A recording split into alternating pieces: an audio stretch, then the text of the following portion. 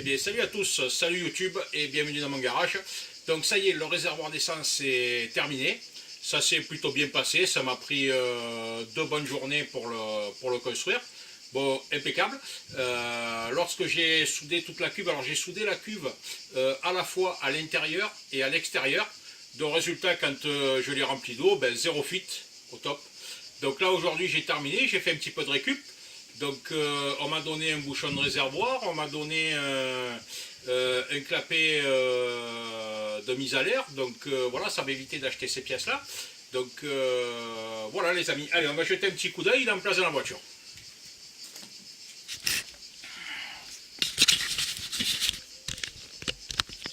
Alors voilà. Donc là le réservoir tel que je vous l'ai dit, il est en place donc sur l'avant et à droite de la voiture. Hein. Alors, il était plus haut que ça, donc je l'ai réduit parce qu'il avait une contenance de 45 litres. Donc là, je l'ai réduit, il contient là, à l'heure actuelle 35 litres. Hein, voilà. Alors 20 litres, les réservoirs ne sont pas soumis à la même réglementation si vous voulez faire un réservoir homologué.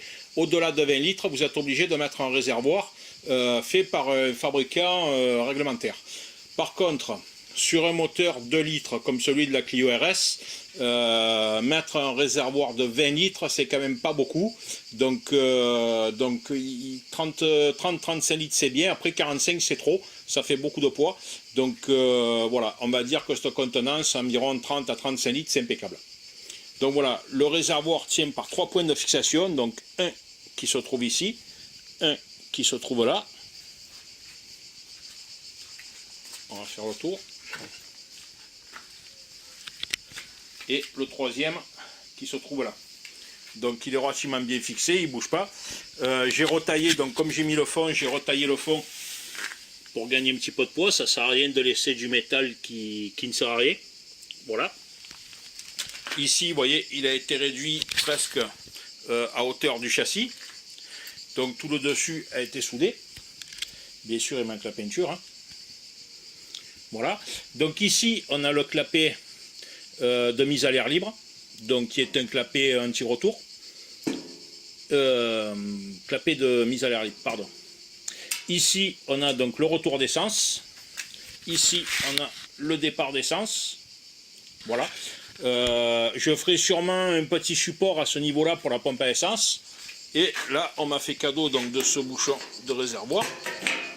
Voilà. Qui est impec. Est-ce qu'on voit à l'intérieur? Non, on n'y voit rien, il fait trop noir. Voilà. Il me reste plus que le joint à faire, donc j'irai en prendre un chez Philippe, chez ARS quand il sera ouvert, donc puisque là il est en congé. Donc voilà, voilà les amis, le réservoir est en place. Voilà. Donc je placerai sûrement la batterie de l'autre côté pour équilibrer les masses, tel que je vous l'ai expliqué. Le radiateur viendra se fixer sur cette partie-là. Je ne mets pas, sûrement pas le radiateur à l'avant, je pense pas. Je pense que je vais le mettre sur cette partie-là, parce que les radiateurs, j'en ai déjà 3 en stock et j'ai pas envie d'en acheter encore un pour le faire entrer juste devant. Sinon, il faut acheter un radiateur de Polo. Voilà.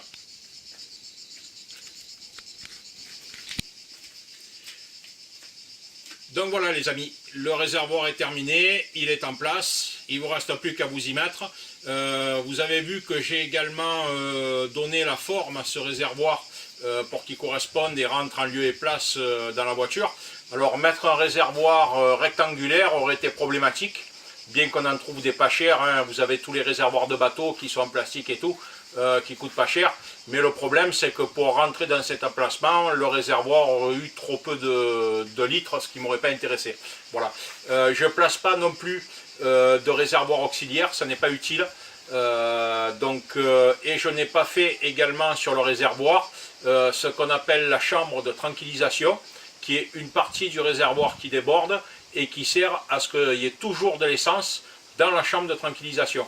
Là, le réservoir étant en biais à l'intérieur, puisque je l'ai fait en biais, je ne l'ai pas fait plat, il y aura toujours de l'essence sur le bas du réservoir et le cloisonnage va empêcher l'essence de repartir en arrière et il y aura toujours de l'essence à ce niveau-là, donc pas besoin de faire de chambre de tranquillisation.